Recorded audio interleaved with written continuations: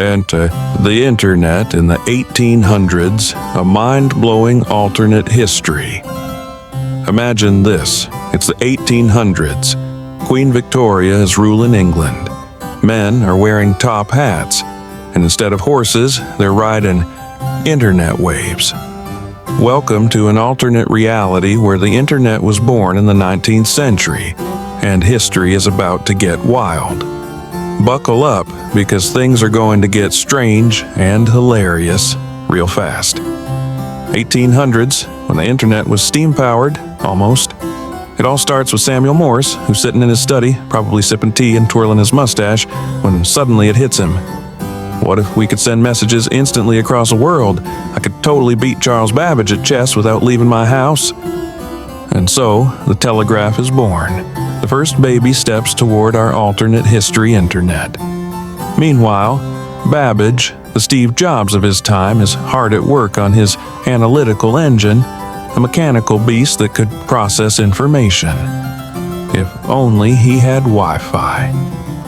Fast forward to 1837, and the first network is set up connecting cities through telegraph lines. Now, you got messages pinging back and forth like Victorian text messages, but without the emojis. They call it the Telegraph Network, and it's basically the 19th century version of Twitter, just slower. Imagine a young Charles Darwin posting, heading to the Galapagos to check out some finches, #evolution, and waiting 3 days for a reply. Classic. 1840s, Ada Lovelace invents the first algorithm. And wants to game now. Let's talk about Ada Lovelace. You know her as the first computer programmer, but in this timeline she's also the world's first asterisk gamer asterisk.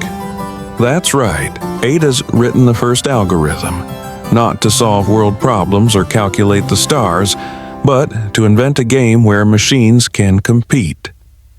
Picture her in front of her analytical engine, yelling, "Let's go, I just scored the first high score in Pong, beat that Babbage." Then, in the 1860s, we get a little taste of what would have been the asterisk Tesla versus Edison Internet Wars asterisk. Nikola Tesla, being the genius and slightly eccentric showman he is, dreams up the World Wide Web decades before it's cool. Tesla wants to connect everyone wirelessly, and by 1871, engineers are frantically scribbling down protocols like how to get this thing to work without exploding. You know, the usual engineering stuff. 1870s, when Alexander Bell accidentally invented online dating. Of course, the telephone comes into play too.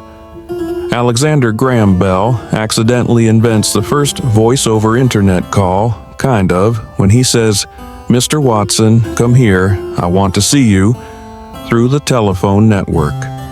Little did he know this would lead to the first long-distance relationships. "Hey, Watson, you up?" starts becoming a popular telegraph message.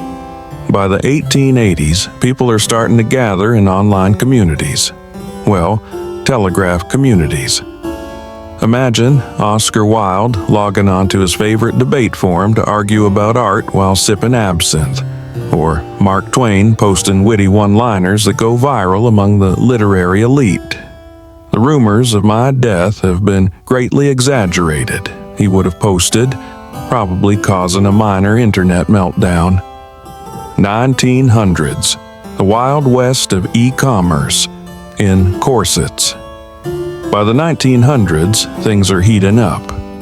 Wireless communication is now in full swing thanks to Marconi, and online marketplaces are popping up. Imagine logging onto the Victorian version of Amazon and ordering yourself a corset, monocle, or top hat. All delivered by horse-drawn carriage, of course. It's like the dot-com boom, but with way more lace and petticoats. In 1930, the first search engines appear, though they're basically just libraries with humans doing the searching for you.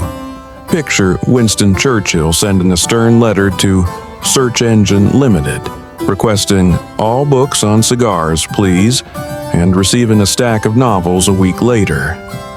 1950s. When ARPANET had a telegram group jump ahead to the 1950s, and digital computers are now linking up.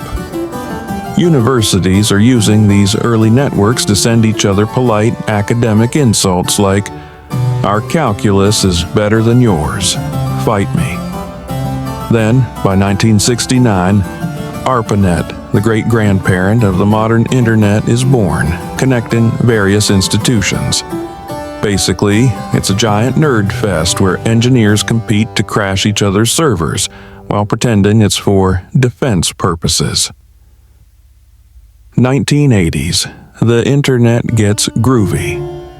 Finally, in the 1980s, TCP/IP shows up and everything becomes connected. Tim Berners-Lee casually drops the World Wide Web in 1991, and suddenly people are creating websites faster than you can say GeoCities.